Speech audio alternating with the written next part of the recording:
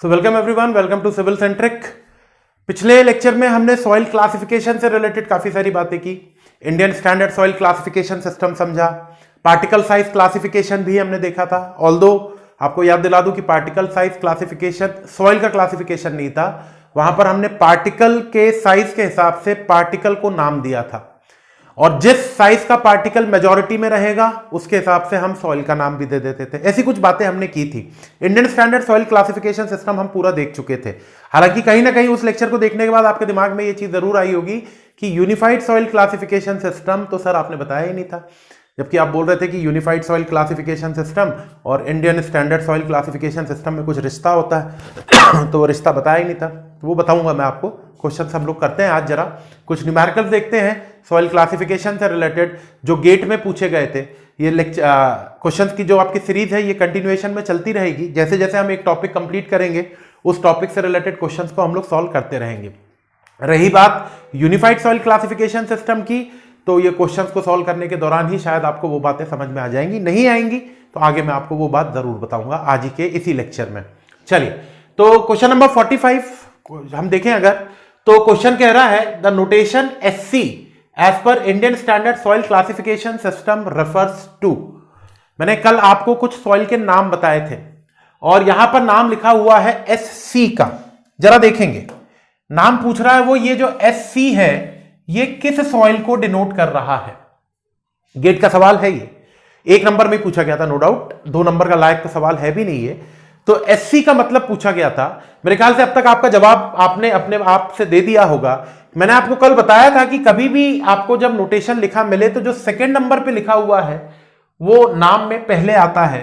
तो C का मतलब क्लेई होता था, तो ये बन गया आपका क्लेई, और S का मतलब होता था सैंड। तो the answer is clayey sand. तो अगर देखें तो ऑप्शन नंबर डी जो आपका है that is your correct answer. मतलब एक्चुअल सॉइल तो सैंड है, लेकिन इस सैंड के अंदर में थोड़ा बहुत क्ले है। थोड़े बहुत का मतलब क्या है यहां पे याद करिएगा कि अगर मैं फाइन पार्टिकल्स को सॉइल के नाम में इंक्लूड कर रहा हूं तो फाइन पार्टिकल्स का परसेंटेज कितना रहा होगा। याद करिए, क्वेश्चंस के थ्रू भी हम चीजों को रिवाइज करेंगे क्योंकि नाम है SC। तो एक्चुअल जो बेस है सॉइल का, जो एक्चुअल सॉइल है वो तो सैंड है, और इस सैंड के अंदर में क्ले का कुछ परसेंटेज है। कितना है? 12% से ज्यादा अगर फाइन पार्टिकल्स होते थे तो ही तो हम फाइन पार्टिकल्स का नाम इंक्लूड करते थे इस सॉइल के अंदर में। तो SC है या SM होता या GC होता या GM होता तो हम कह सकते थे कि इस सॉइल के अंदर में फाइन पार्टिकल्स का परसेंटेज 12 से ज्यादा है। ऑल्दो वो चीज पूछी नहीं गई थी यहां पे, लेकिन तब भी क्वेश्चन था तो उसके थ्रू हमने उस कंसेप्ट को वापस से रिवाइज कर लिया।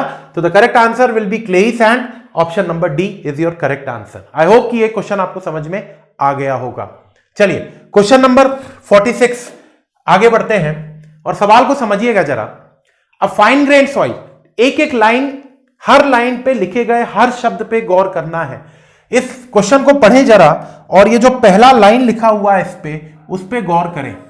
सॉइल को इन्होंने बोल दिया है पहले से ही कि ये फाइन ग्रेन सॉइल है, मतलब क्ले या फिर सिल्ट है। ये बात तो क्लियर, क्योंकि नाम आप सेंटेंस पढ़िए। A fine grain soil is found to be plastic. जो भी है प्लास्टिक है, क्या है उससे हमको मतलब नहीं। अभी फिलहाल में इस पे गौर करिए। सॉइल कैसी है भैया? फाइन ग्रेन्ड है, मतलब या तो सॉइल क्ले रही होगी या सिल्ट रही होगी, ये बात तो तय है। Is found to be plastic in the water content range of 26 to 48%। ये जो मेरी फाइन ग्रेन सॉइल है ये प्लास्टिक की तरह बिहेव कर रही थी जब इसका वाटर कंटेंट 26 से 48% के बीच में था। तो एज पर इंडियन स्टैंडर्ड आपको इस सॉइल का नाम बताना है। देखिए, इस टाइप के सवाल को सॉल्व करने के 2 तरीके होते हैं, एक शॉर्टकट और एक एक्चुअल प्रोसीजर। तो मैं दोनों आपको बताऊंगा। कई बार शॉर्टकट काम कर जाता है, और अगर शॉर्टकट काम कर गया तो इस टाइप के क्वेश्चन को सिर्फ पढ़ के आप बिना पेन चलाए आंसर बता सकते हैं, लेकिन वो शॉर्टकट हमेशा चलेगा इसकी गारंटी नहीं है। कब चलेगा वो मैं बताऊंगा। खैर, पहले तो एक्चुअल प्रोसीजर देखते हैं इस क्वेश्चन को सॉल्व करने का, उसके बाद इसका शॉर्टकट भी देखेंगे। तो जरा देखें, सॉइल को इसने ये बात तो कह दिया है कि ये फाइन ग्रेन सॉइल है। इसका मतलब ये तय है कि ये सॉइल या तो क्ले रही होगी या सिल्ट रही होगी। एक एक चीज को डिकोड करते चलना है हमको। फिर बोल रहा है is found to be plastic in the water content range of 26 to 48%। याद करिएगा, जब मैंने आपको पार्टिकल साइज डिस्ट्रीब्यूशन एनालिसिस बताया था तो मैंने एक चार्ट बनवाया था आपसे, sorry particle size distribution analysis के बाद जब हमने कंसिस्टेंसी लिमिट्स पढ़ा था, I am sorry for that, consistency limits जब हमने पढ़ा था तो हमने एक चार्ट बनाया था फाइन ग्रेन सॉइल के लिए। जब सॉइल के अंदर में पानी बढ़ाते जाते थे तो सॉइल सॉलिड से सेमी सॉलिड से प्लास्टिक और प्लास्टिक से लिक्विड की तरफ जाती थी। याद करिएगा एक चार्ट, वो दोबारा याद करा देता हूं आपको मैं, क्योंकि वो चार्ट बनाना पड़ेगा इस क्वेश्चन को सॉल्व करने के लिए हमको। तो जरा देखते हैं, मैं चार्ट प्रिपेयर करता हूं, चार्ट बनाता हूं और जरा देखते हैं भाई क्या रहेगा। तो याद करिएगा भैया, वो चार्ट कुछ ऐसा रहा करता था। इस चार्ट में यहां पर मैं लिखता था क्या, water content of the soil, और यहां पे लिखता था सॉइल का वॉल्यूम।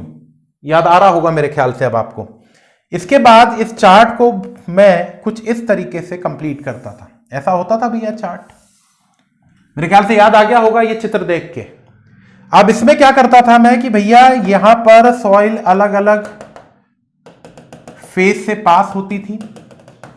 यहां पे सॉइल आपकी रहती थी सॉलिड, फिर आता था सेमी सॉलिड, फिर आता था प्लास्टिक, और फिर आता था लिक्विड स्टेट।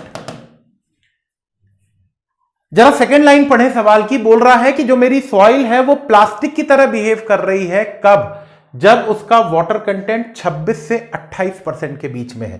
प्लास्टिक रेंज कहां पर दिख रही है आपको, यहां पर ये रेंज है प्लास्टिक की। किन वाटर कंटेंट के बीच में, इन दो वाटर कंटेंट के बीच में क्या क्या है, 26 और 48%। तो आपको याद आया ये क्या है।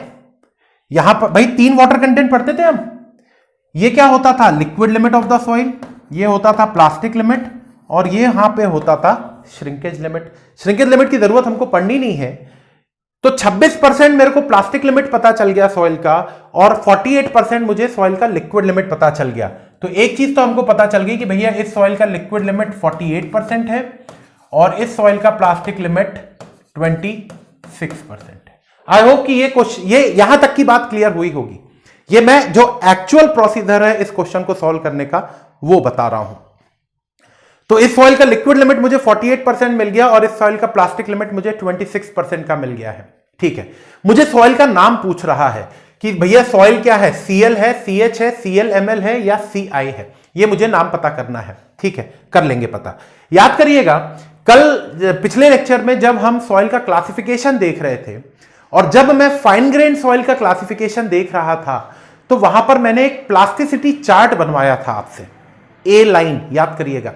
एक प्लास्टिसिटी चार्ट बनाया था हमने और उस प्लास्टिसिटी चार्ट को मैंने आपको पूरा बना के दिखाया था। एंड देन मैंने आपसे ये बात भी बोली थी कि इस प्लास्टिसिटी चार्ट को यूज कैसे करना है वो हम सवालों के थ्रू ही समझेंगे। ठीक है, तो वो समय आ गया है कि हम उस प्लास्टिसिटी चार्ट को यूज करने का तरीका समझें। तो चलिए भैया, इस चित्र से मुझे एक बात तो पता चल गई कि the liquid limit is 48% and plastic limit is 26%। जैसे जैसे आपको सब्जेक्ट का एक्सपीरियंस होता जाएगा ये डायग्राम बनाने की जरूरत आपको नहीं पड़ेगी। मैं ये नहीं कह रहा हूं कि ये क्वेश्चन अगर गेट में आएगा इस टाइप का तो आपको ये ग्राफ बना के ये 2 चीजें देखनी पड़ेंगी। अगर आपके कंसेप्ट क्लियर है तो आप इस क्वेश्चन को पढ़ के ही इस ग्राफ को बिना बनाए आप बता सकते हैं कि 26 is the plastic limit and 48 is the liquid limit of the soil. मैंने चार्ट इसलिए बनाया सो दैट अभी हम सीखने की फेज में है, तो हम सीख रहे हैं अभी, इसलिए मैं चीजों को थोड़ा सा डिटेल में बता रहा हूं। ठीक है, यहां तक की बात तो समझ में आ गई। अब मुझे इस फाइन ग्रेन सॉइल का नामकरण करना है और फाइन ग्रेन सॉइल का नामकरण के लिए मैं प्लास्टिसिटी चार्ट का यूज कर सकता था। तो जरा देखते हैं, प्लास्टिसिटी चार्ट में बनाता हूं अगली स्क्रीन पे and from that chart will try to find out the name of this soil. भैया प्लास्टिसिटी चार्ट कुछ ऐसा हुआ करता था। ये था मेरा प्लास्टिसिटी चार्ट और ये थी मेरी ए लाइन। ठीक है, किन किन के बीच में था भैया ये प्लास्टिसिटी चार्ट? तो मैंने बोला था कि ये plasticity chart is drawn between IP, that is the plasticity index of the soil, and liquid limit of the soil. बहुत पुरानी बात नहीं है, पिछले लेक्चर की ही बात है ये, ठीक है। ये चालू कहां से होता था भैया? 20 से। यहां पे कहीं आता था 35 और यहां पे कहीं आता था 50। चार्ट कुछ ऐसा ड्रॉ किया था मैंने, यहां पर कुछ बाइफर्केशंस डाले थे, कुछ पार्टीशंस डाले थे, तो वो पार्टीशंस भी डाल देते हैं। वही प्लास्टिसिटी चार्ट मैं दोबारा बना रहा हूं जो पिछले लेक्चर में मैंने आपको दिखाया था। ये जो गुलाबी कलर की लाइन दिख रही है इसको मैंने ए लाइन कहा था। मेरे ख्याल से याद होंगी ये बातें तो अभी, क्योंकि बहुत पुरानी बातें तो नहीं है ये ए लाइन था। ए लाइन के ऊपर एग्जिस्ट करता था क्ले, ए लाइन के नीचे एग्जिस्ट करता था सिल्ट। तो मैंने कुछ काम ऐसा किया था कि भैया जो ए लाइन है इसके ऊपर मैंने लिख दिए थे क्ले, और इस ए लाइन के नीचे मैंने लिख दी थी सिल्ट। जब मेरे सॉइल का वाटर कंटेंट 35 से कम होता था तो मैं उसको लो कंप्रेसिबल सॉइल कहता था, तो इसके साथ मैंने एल लिख दिया। जब मेरे सॉइल का लिक्विड लिमिट 35 से 50 होता था तो मैं इसको इंटरमीडिएट कंप्रेसिबल सॉइल कहता था, आई लिख दिया मैंने इसके साथ। और जब मेरी सॉइल का लिक्विड लिमिट 50% से ज्यादा होता था तो मैं इसको हाईली कंप्रेसिबल सॉइल बोलता था, इसको मैंने एच लिख दिया। ये मेरा प्लास्टिसिटी चार्ट बनके तैयार है। जो क्वेश्चन मुझे दिया गया है, जरा इस क्वेश्चन को आप दोबारा पढ़ें। मेरे पास सिर्फ 2 डेटा अवेलेबल है। जो सॉइल मेरे को दी गई है उसका लिक्विड लिमिट पता है और उसका प्लास्टिक लिमिट पता है, और यह पता है कि सॉइल मेरी फाइन ग्रेन्ड है। फाइन ग्रेन्ड है तभी तो प्लास्टिसिटी चार्ट यूज कर रहा हूं। अगर सॉइल फाइन ग्रेन्ड नहीं होती तो प्लास्टिसिटी चार्ट यूज नहीं किया जाता है, ठीक है। तो भाई इस चार्ट को यूज करना है मुझे to classify the soil. 2 step में यह क्वेश्चन सॉल्व होता है अगर मैं एक्चुअल तरीके की बात करूं। शॉर्टकट भी मैं आपको बताऊंगा। चलिए, तो जरा इस चार्ट को गौर से देखें। इस ए लाइन की बात अगर मैं करूं तो इस ए लाइन की इक्वेशन मुझे पता है। इक्वेशन ऑफ ए लाइन क्या होती है? IP is equal to 0.73 WL minus 20। This was the equation of a line, ठीक है। अब इक्वेशन है तो यूज तो करना पड़ेगा ना, इसको कहीं ना कहीं तो किसी ना किसी के लिए तो यूज करना पड़ेगा।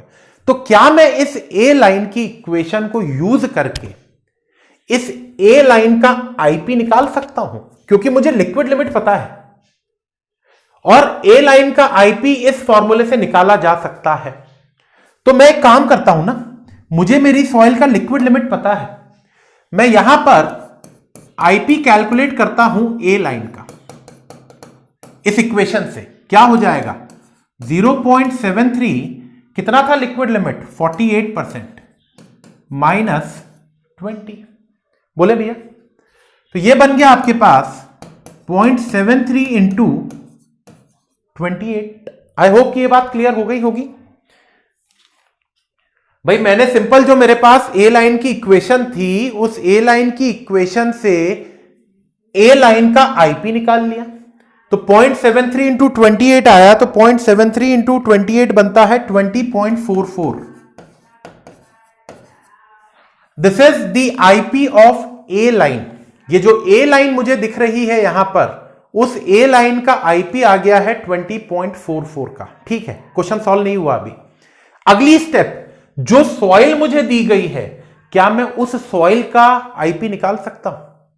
आईपी प्लास्टिसिटी इंडेक्स, कुछ समय पहले हमने आईपी के बारे में काफी डिटेल में बात की थी जब मैंने आपको सॉइल का इंडेक्स प्रॉपर्टीज पढ़ा रहा था और उसमें कंसिस्टेंसी लिमिट्स पढ़ाया था। तो जरा देखेंगे भैया, क्या मैं आईपी ऑफ सॉइल कैलकुलेट कर सकता हूं? कैसे निकलेगा IP of soil? That is liquid limit minus plastic limit. 48 minus 26 that is 22%। बोले मैंने काम क्या किया? ये प्लास्टिसिटी चार्ट मेरे पास था, ये ऐसा ही होता है, रेडीमेड है चार्ट है ये, एक तरीके से मान सकते हो रेडीमेड है, रट डालो इसको। रटने का तरीका मैंने बताया है, मैंने समझाया ये चार्ट बनता कैसे। नहीं समझ में आ रहा होगा तो रट डालना, बाकी आई होप कि आपको समझ में आ गया होगा। तो इस चार्ट से मुझे सॉइल का नाम पता करना था, तो मैंने 2 स्टेप फॉलो करनी है सर। सबसे पहले ए लाइन की इक्वेशन से ए लाइन का आईपी निकाल देना है, जो कि मेरे पास निकला कितना, ये निकला है मेरे पास आईपी ऑफ ए लाइन, कितना निकला भैया 20.44%। और आईपी ऑफ द सॉइल कितना निकला है, आईपी ऑफ द सॉइल निकला है 22%। मैंने आपको बताया था ना एक बात कल, अगर आप याद करें पिछले लेक्चर की बात, तो मैंने आपसे एक बात बताई थी कि सॉइल ए लाइन के ऊपर है या ए लाइन के नीचे है, यह पता करने का तरीका क्या होगा। मैंने उस समय बोला था कि क्वेश्चन के थ्रू ही समझ में आएंगी ये सारी बातें। तो मेरी सॉइल ए लाइन से ऊपर है कि ए लाइन से नीचे है, मुझे यह पता करना है। तो भैया देखिए मेरे पास 2 आईपी आ चुके हैं, आईपी ए लाइन का आईपी भी आ चुका है और सॉइल का आईपी भी आ चुका है। और जहां तक हमको जो गणित पता है, जो मैथ्स हमने पढ़ा हुआ है, उसके हिसाब से मैं बता सकता हूं कि IP of the soil is greater than IP of the A line. इसमें तो कोई दिक्कत नहीं होगी ना भैया। एक आ रहा है 20.4, एक आ रहा है 22, तो ये तो बता ही सकते हो ना कि किसका आईपी ज्यादा है, ए लाइन का कि सॉइल का। तो साफ साफ दिख रहा है सॉइल का आईपी ज्यादा है ए लाइन के आईपी से। अगर ऐसी कंडीशन फुलफिल होती है तो आप बोलोगे soil is above A line, जो सॉइल आपकी है वो ए लाइन से ऊपर रहेगी। कब? अगर सॉइल का आईपी ए लाइन के आईपी से ज्यादा आता है। इसका वैसे वर्षा भी मान सकते हो आप। मान लीजिए अगर सॉइल का आईपी ए लाइन के आईपी से कम आता तो सॉइल ए लाइन के नीचे होती। अगर सॉइल का आईपी ए लाइन के आईपी से ज्यादा आ रहा है तो सॉइल ए लाइन से ऊपर है। सिंपल सा फंडा है ये। तो भैया मेरे पास जो सॉइल दी गई थी उसके हिसाब से सॉइल का आईपी ए लाइन के आईपी से ज्यादा आया। दैट मींस जो मेरी सॉइल है वो ए लाइन के ऊपर है। और ए लाइन के ऊपर अगर आप इस चार्ट को देखें तो 3 तरीके की सॉइल दिख रही है आपको, Cl, Ci, CH। क्लियर है बात यहां तक? Cl, Ci, CH 3 तरीके की सॉइल आपको दिख रही है। आपको हो सकता है ऐसा लग रहा हो कि सर इतना लंबा क्वेश्चन है क्या ये? नहीं, इतना लंबा क्वेश्चन नहीं है, ये तो मैं आपको समझा रहा हूं इसलिए आपको इतना लंबा लग रहा है। क्वेश्चन तो ये चुटकियों में सॉल्व हो जाएगा। कैसे होगा मैं बताऊंगा। Cl, Ci, CH, ये बात हमने कंफर्म कर ली यहां पर कि मेरी सॉइल ए लाइन के ऊपर थी। और ए लाइन के ऊपर देखूं तो मुझे 3 तरीके की सॉइल दिख रही है, Cl, Ci, CH। तो बनी बात है इन 3 में से कोई सी एक होगी ये सॉइल। कौन सी होगी? अब इसको पता करने के लिए सॉइल का लिक्विड लिमिट देख लो कितना है। सॉइल का लिक्विड लिमिट है 48%। याद करिएगा जब मैंने फाइन ग्रेन सॉइल को LIH में क्लासिफाई करवाया था, L का मतलब होता था जब सॉइल का लिक्विड लिमिट 35 से कम है तो मैं सॉइल को L नाम से जानता था। जब मेरी सॉइल का लिक्विड लिमिट 35 से 50 होता था तो मैं सॉइल को I नाम से जानता था। और जब मेरी सॉइल का लिक्विड लिमिट 50 से ज्यादा होता था तो मैं सॉइल को H नाम से जानता था। यहां पर जो क्वेश्चन मुझे गिवन है उसमें सॉइल का लिक्विड लिमिट कितना है? 48%। 48% बोले तो सॉइल के नाम में I जरूर आएगा। इंटरमीडिएट कंप्रेसिबल, 35 से 50 के बीच का लिक्विड लिमिट अगर रहता है तो सॉइल इंटरमीडिएट कंप्रेसिबल कहलाती है। और यह भी तय हो गया है कि सॉइल ए लाइन के ऊपर है, लिक्विड लिमिट 48 है, मतलब I आना चाहिए। तो मेरे भाई आंसर क्या हो जाएगा? CI। The correct answer for this question will be CI। I hope कि ये क्वेश्चन क्लियर हुआ होगा। अब शॉर्टकट देखते हैं। आइए क्वेश्चन पे। क्वेश्चन को पढ़ा हमने। सबसे पहला एक काम करिएगा, इस टाइप का क्वेश्चन कभी भी आए सबसे पहले उस सॉइल का लिक्विड लिमिट देख लेना। सबसे पहला काम। ये तो मैंने आपको डिटेल सॉल्यूशन बताया, जरूरी नहीं कि हर बार इतना डिटेल पे जाके करें हम। जैसे जैसे आपको एक्सपीरियंस होता जाएगा सवालों को सॉल्व करने का, क्वेश्चन चुटकियों में सॉल्व होंगे ये वाले। तो वो चुटकी में कैसे सॉल्व होगा देखते हैं। कभी भी इस टाइप का क्वेश्चन आया, पहली लाइन पढ़ी, आपको यह पता चल गया सॉइल फाइन ग्रेन्ड है, एक बहुत बड़ी मुसीबत तो खत्म हो गई हमारे पास से। मुसीबत क्या, आगे समझ में आएगा। दूसरी चीज हमने देखी कि भैया सॉइल का लिक्विड लिमिट 26 से सॉइल का प्लास्टिक बिहेवियर 26 से 48% के वाटर कंटेंट के बीच में है, तो वहां से मैंने ये पता कर लिया कि भैया सॉइल का वाटर लिक्विड लिमिट 48% है। और अगर सॉइल फाइन ग्रेन्ड है और उसका लिक्विड लिमिट 48 है, 48 बोले तो 35 से 50 के बीच वाला है, तो ये जो भी सॉइल रही होगी इस सॉइल के नाम में आई जरूर आएगा। अब ऑप्शंस को देख लो, तो ऑप्शन को देखा, पहला ऑप्शन दिखा Cl, आपने बोला हो ही नहीं सकता, क्योंकि ये जो भी सॉइल है, चाहे क्ले रही हो चाहे सिल्ट रही हो, उसके नाम में आई जरूर आएगा। तो आपने बोला भैया Cl तो नहीं हो सकता, CH भी नहीं हो सकता, ClMl तो होगा ही नहीं। ClMl तो तभी होता है जब सॉइल का लिक्विड लिमिट 4 से सॉइल का प्लास्टिसिटी इंडेक्स 4 से 7 के बीच में आता था। याद करिएगा वो स्पेशल कंडीशन मैंने जो आपको बताई थी। तो भैया फिर क्या बचा, आई तो एक ही नाम में दिख रहा था, लगा दिया आंसर। ये सब करने की जरूरत ही नहीं है, इतना ये जो इतना तामझाम किया ना, इतना करने की जरूरत ही नहीं है। आप तो सीधा देखो भैया, सबसे पहला काम देखो, सॉइल फाइन ग्रेन्ड है, खुश हो जाना कि काम तो हो गया हमारा आसान। फाइन ग्रेन सॉइल और लिक्विड लिमिट देख लिया, लिक्विड लिमिट देखा 48, मतलब दैट इज बिटवीन 35 to 50, मतलब सॉइल में आई जरूर आएगा। ऑप्शन देखो, एक ही ऑप्शन था जिसमें आई आ रहा था, टिक लगा दो, आगे बढ़ो, 1 नंबर मिल गया आपको गेट में। ये शॉर्टकट। चलिए इस टाइप के और क्वेश्चंस आएंगे अभी आपको आगे।